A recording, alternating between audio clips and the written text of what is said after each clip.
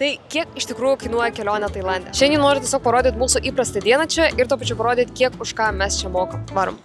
Pradžiai, kiek kainavo čia nusigauti. Tai iš esmės į Tailandą galima tik atskristi. Nebent jūs esate labai dedikuotas, tai spėju, kad galima ir traukiniu, bet greičiausiai jūs atskristi. Jeigu jūs dažniau paskrolinsit Skyscannerį, tiesiog vesdami Lithuania, Thailand ir data anytime, arba jeigu jūs seksit pirmyn atgal, arba Fly for Free Europe, o geriausia darytumėt visus šitus 3 dalykus, jūs tikrai galite rasti gerą dealą į Tailandą. Ir sakydama gerą dealą, aš turiu minį 500-600 eurų. Į abi pusės. Mums kainavo, man atrodo, 574 eurus į abi pusės žmogui, bet ar pats Tailandas yra pigus, tai jums šiandien ir parodysiu. Dabar tikrai varom.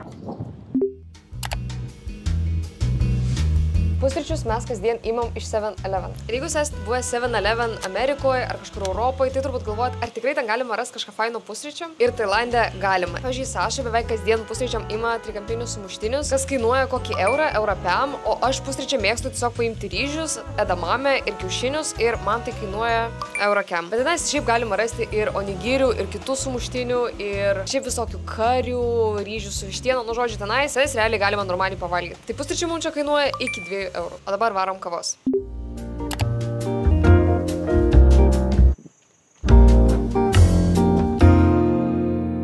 Kavai mes jau čia Tailande leidžiam daugiausiai, bet ne dėl to, kad kava Tailande yra brangi, nes šiaip kava Tailande kainuoja dažniausiai kokius 2-3 eurus ir esam šiaip ragavę gan daug visokių įdomesnių kavų, pavyzdžiui, su kokosu ir su uogom, žodžiu, čia yra gan daug visokių įdomių kavų. Problema yra tame, kad mes labai mėgstam kavą ir dėl to mes dažnai geriam kokius 2-3 puodelius per dieną, tai mum kava čia kainuoja kokius 6-7 eurus per dieną. Bet jeigu jūs gerit vieną kavos puodelį per dieną, tai, nu realiai iki 3 eurų, aš sakyčiau.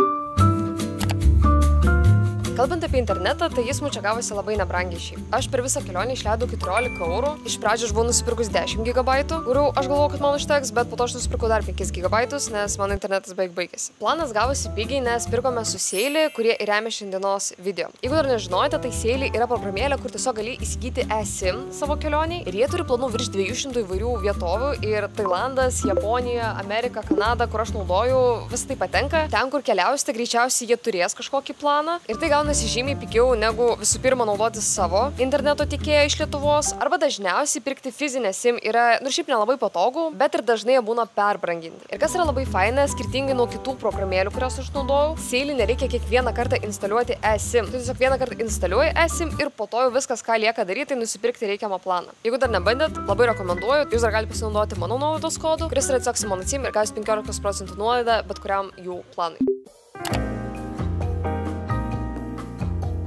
Man, ypač Tailande, didžiausia pramoga turbūt yra tiesiog gamta. Haikint, maudytis, šiaip tyrinėti, vaikščioti, ragauti maistą, vaisius. Aš kai keliauju, čia yra mano pramoga. Šiaip galbūt aš net nebūčiau dėjus šito kaip atskiro tokio punkto pramogų išlaidų, nes jų praktiškai nebuvo pas mus. Ai, nu nebent Bankoke mes radom, kur galime pažaisti Mario kartą. Kam mes išleidom 14 eurų. Galbūt čia nėra mūsų racionaliausia šitos kelionės išlaida, bet mes labai mėgstam Mario kartą. Jeigu jūs norite Tailande pabandyti, panardyti arba palaipiot kalnais, kas viskas čia yra įmanoma, tai čia įmesiu kainas, į kokias galite orientuotis, bet jeigu jūs kaip aš mėgstate ramesnį tempą, jeigu jums tiesiog įdomu čia paragauti, pasivaikščioti, pahaikinti, pasimaudyti, tai greičiausiai jums Tailandas nekainuos daug. Pramogų atžvilgių kainuos nebent transportas. Kalbant apie transportą.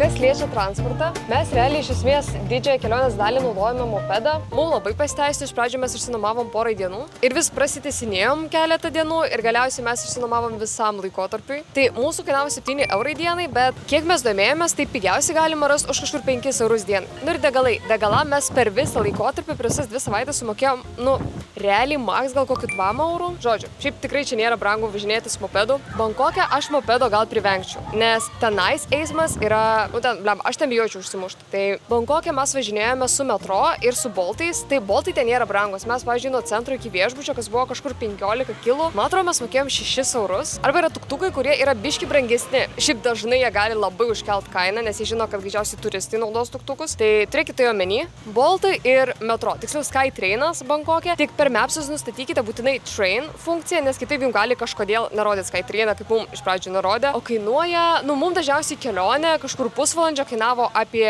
eurą. Tiek apie transportą ir varom pietų. Aš prieš varant į Tailandą kažkaip galvojau, ar realiai čia, va, tai va, kaip visi sako, kad tenais tipo gali už porą eurų pavalgyti, tai šiaip jo. Va, tai, ką mes dabar pavalgėm, patai, papajo salotos, kažkoks watermelon frappe, šiaip labai skanus yra. Ir mano kepti ryžiai, mums iš viso kainavo 5 eurus. Maistas čia man nekainuoja mums brangiai, aš sakyčiau, 2 žmonėm iki 3 eurų per dieną. Bet tuo pačiu mes valgom prie kelio, aplink mus biškis skraido musės. Aš galbūt labiau paneigčiau tą įsivaizdavimą, nu kokį bent jau aš turėjau, aš žinau, ar jūs irgi tokį turėjot, ar turit, apie Tailandą, kad už labai pigiai gali kažko gauti žiauriai fancy. Nu, nelabai. Iš tikrųjų, ir čia yra kavinių, čia yra tų normalių restoranų, bet tai ir būna gan brangus. Nežinau, aš sakyčiau, Tailande galima rasti maisto visokiam biudžetui, mes čia matėm ir tų labiau europietiškų vietų, ten su brančiais visokiais, bet jos jau ir kainuoja. Ten tipo už tostą su kiaušiniu galite ir 10 eurų sumokėti. Tai va. Mes asmeniškai čia nemokam brangiau 3 eurų per naktį. Pavyzdžiui, šitas mūsų kambarys, kuris kainavo 24 per naktį, kas realiai šių gaunasi 12 eurų žmogui. Mes turim lovą, mes turim sofkutę. Nu kaip ir kiekvienam viešbutė, mes turim kambario tvarkymą, bet va čia tas momentas, kur man... Aš pagakoju!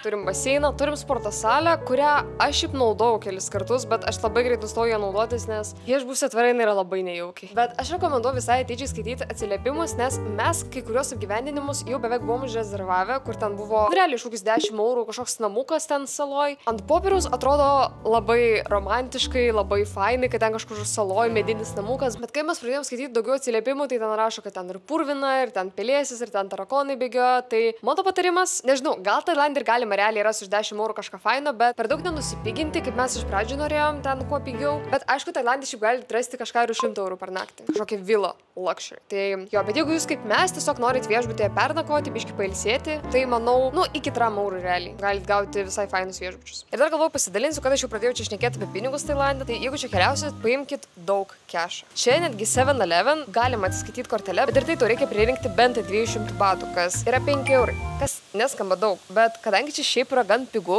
ten kiaušiniai 5 centų, sumuštinis irgi ten iki euro, mes kažkaip dažniausiai neprirenkam tų 5 eurų ir vis tiek mokam grinais. Šiaip be grinų čia yra labai sunku. Mes čia esam kažkur 3 savaitės, tai mums čia reikėjo maždaug 600 eurų ant 2 žmonių ir pagrindė šitie pinigai išėjo ant mopedo, šiaip viešo transporto, tai ir kai mes buvom Bangkoke, ant to Skytraino, tuktukų, nu nebent ant Bolto mes mokėjom kortelėnes prie telefoną. Jo realiai transportas, kava, maistas yra 3 pagrindinės išlaidos. Jeigu jūs kaip mes daugiausiai leisite greičiausiai maistui, kavai ir transportui, tai vat mes atvarėm su 300 grinais ir dar vėliau 300 išsikeitėm kažkur. Ką galbūt verta turėti omeny, kad jų bankomatai turi flat fee 6 eurų, o tas flat fee reiškia, kad tiesiog kiek jūs be išsikešintumėt, jūs mokėsit papildomai 6 eurus. Jo, čia aš įdėsiu bankomatą, kuriame mes išsikešindavom, nes ne visi bankomatai kažkaip ir priima kortelės. Čia irgi, ką galbūt verta turėti omeny, kad pasiimkit geriau ne vieną banko kortelę, just in case. O jeigu norit visiškai būti safe, tai geriau tiesiog pasiimkit grinų kažkiek, arba daug grinų ir juos tiesiog išsikeiskit. Jo, turbūt tiek apie pinigus Tailande. Jeigu dar turit kažkokių klausimų, tai parašykit komentaruose ir šiaip parašykit, kaip jums toks video formatas. Ar jums buvo įdomu sužinoti, kiek čia iš tikrųjų viskas kainuoja iš mūsų patirties. Nemanau, kad kažkas žiūrės iki šito